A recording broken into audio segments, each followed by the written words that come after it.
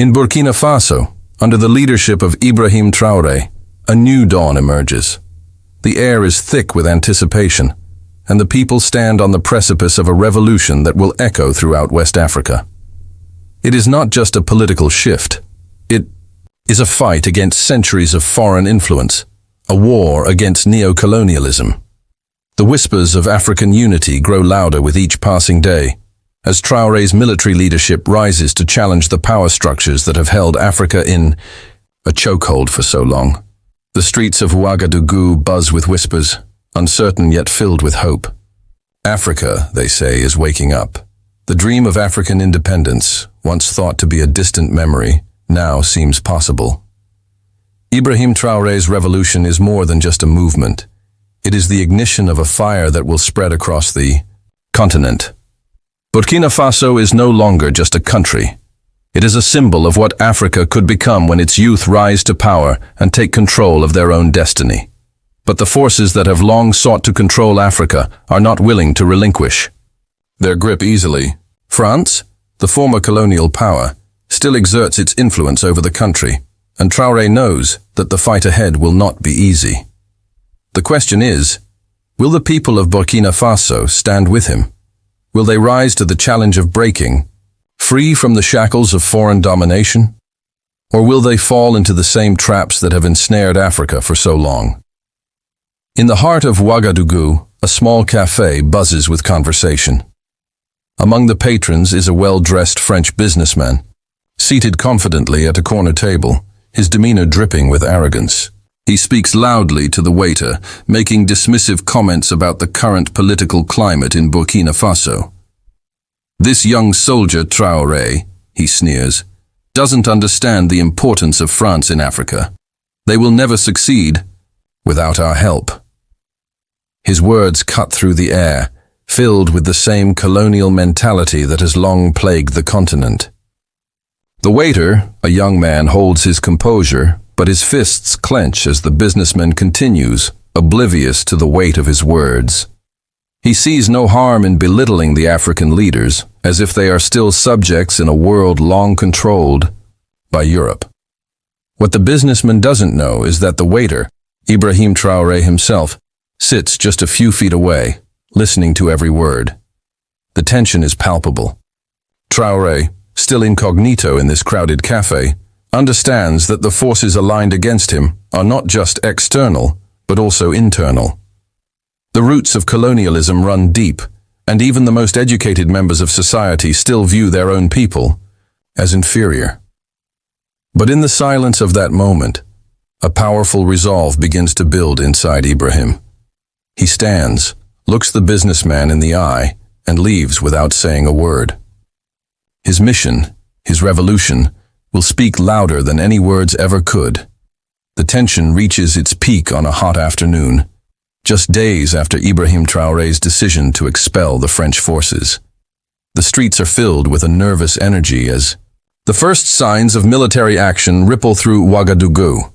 News of the coup attempt, a bold and calculated move against the French influence in Burkina Faso, spreads like wildfire. In the middle of the day, as the sun casts long shadows over the city, a convoy of military vehicles pulls up outside the French embassy. A hush falls over the crowd as Ibrahim Traoré steps out, no longer just a young officer, but a revolutionary leader. His face is resolute, his eyes burning with the fire of a new African dawn.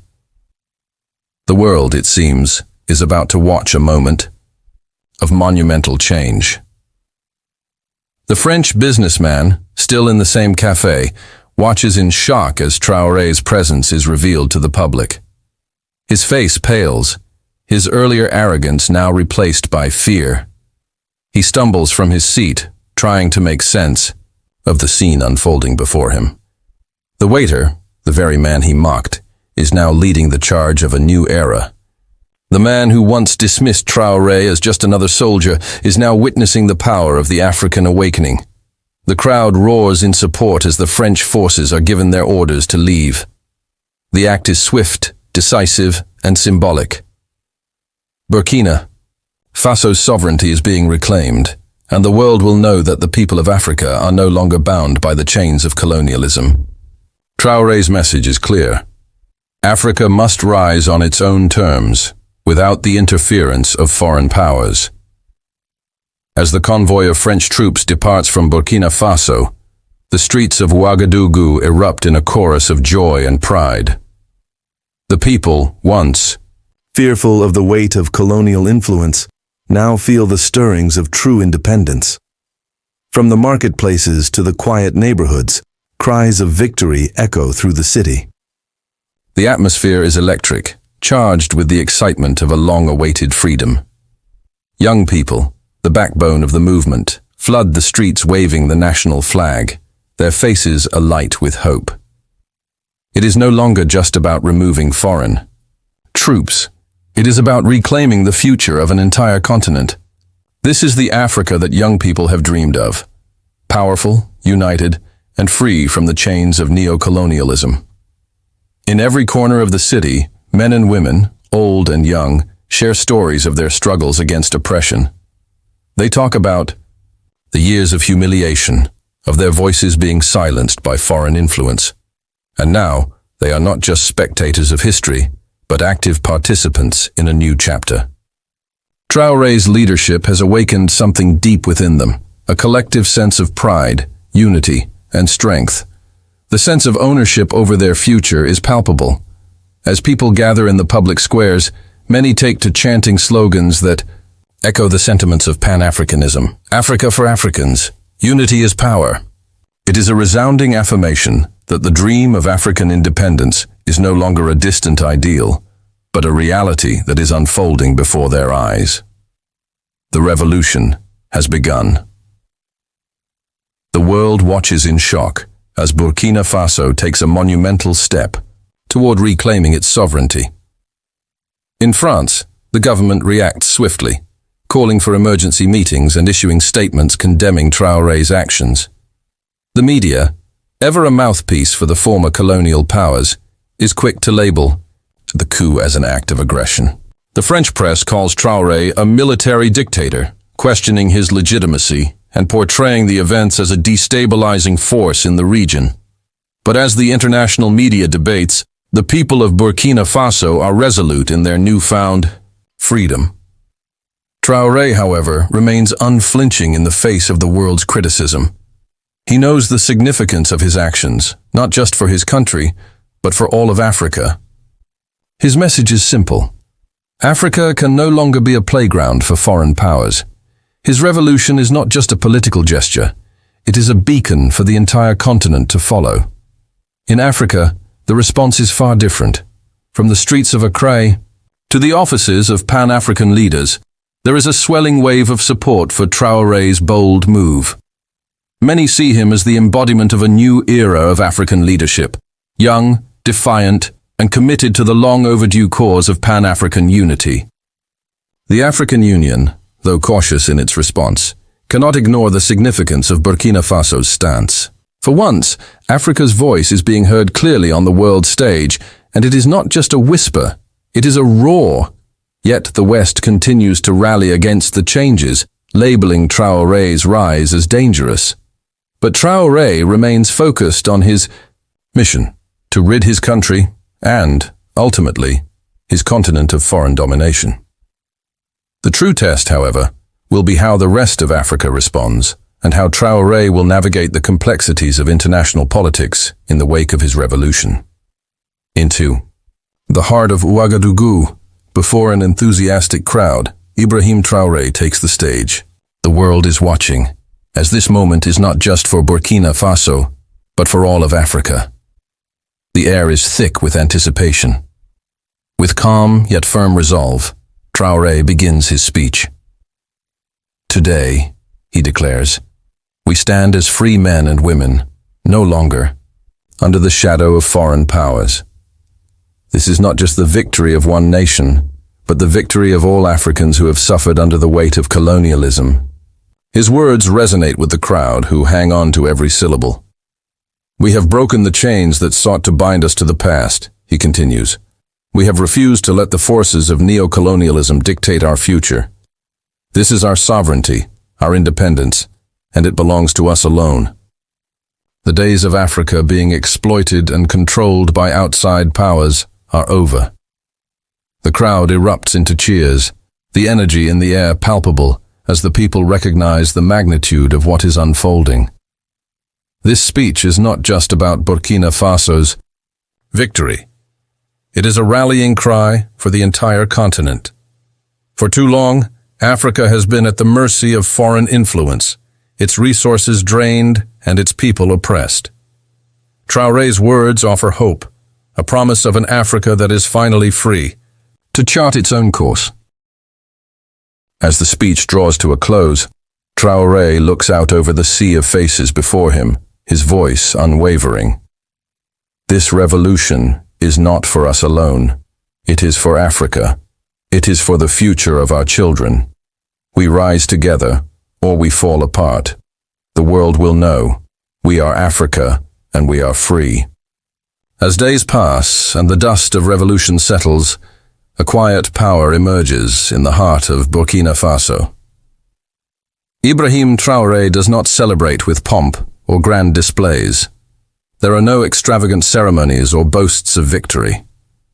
Instead, he works tirelessly in the shadows, ensuring that the promise of freedom is not just a fleeting moment, but a lasting reality. His actions speak louder than words ever could, and in the silence of his resolve, the people begin to see the true power of leadership. A week after the French troops depart, a group of former collaborators, those who once worked alongside the French and perpetuated the systems of exploitation, are quietly held accountable. But it is not through violence or revenge that justice is served. Traoré's government implements reforms that dismantle the systems that allowed foreign influence to fester, ensuring that the country's sovereignty is protected for generations to come. It is a calculated, methodical process, one that embodies the dignity and moral strength of the revolution. The world may never know the full extent of what happens behind closed doors, but the people of Burkina Faso feel it. The streets are calmer, the tension that once hung in the air dissipating. There is no bloodshed, no scenes of revenge. Instead, Traoré's leadership is marked by quiet strength and integrity. In the end, justice is not about public displays. It is about ensuring that the country moves forward with honor and respect for its people. As Ibrahim Traoré stands alone on the balcony of his office, looking out over the city he has liberated, there is no smug satisfaction in his gaze, only a quiet determination. His work is far from done, but the future is now his to shape. His revolution, built on the principles of respect, dignity, and African unity, is not just an event of the past. It is the foundation for a new Africa. As the days turn into weeks and the world begins to shift in the wake of Burkina Faso's victory, Ibrahim Traoré's revolution remains a beacon of hope for Africa's future. But as the nation rebuilds, the message Traoré delivers is clear. This is not about personal glory, nor is it about retribution. This is about the rebirth of Africa, a new era where the continent can finally determine its own fate, free from the shadows of colonialism and foreign manipulation. The people of Burkina Faso have spoken, and their voices echo across the continent. They have shown that change is possible, that the youth of Africa can rise to leadership and create a future of unity, dignity, and independence. Traoré's revolution is not just a chapter in history. It is the beginning of a broader awakening, an African awakening, that will continue to inspire generations. In the quiet reflection of the early mornings, as Ibrahim Traoré looks over the land he has fought so hard to free, he understands the weight of what he has accomplished. The task ahead is monumental. True freedom is not merely the expulsion of foreign troops. It is the creation of systems that empower the people and protect the sovereignty of the land for the future. Traoré has shown that the fight for Africa's dignity is not just a battle of arms, but a battle of values. With one final look at the horizon, Traoré speaks softly. This is not the end. This is the beginning. The revolution is not over, Africa's future is still ours to create. The promise of an independent, united Africa remains alive and vibrant. An Africa that will rise, not in the shadow of others, but in the full light of its own power.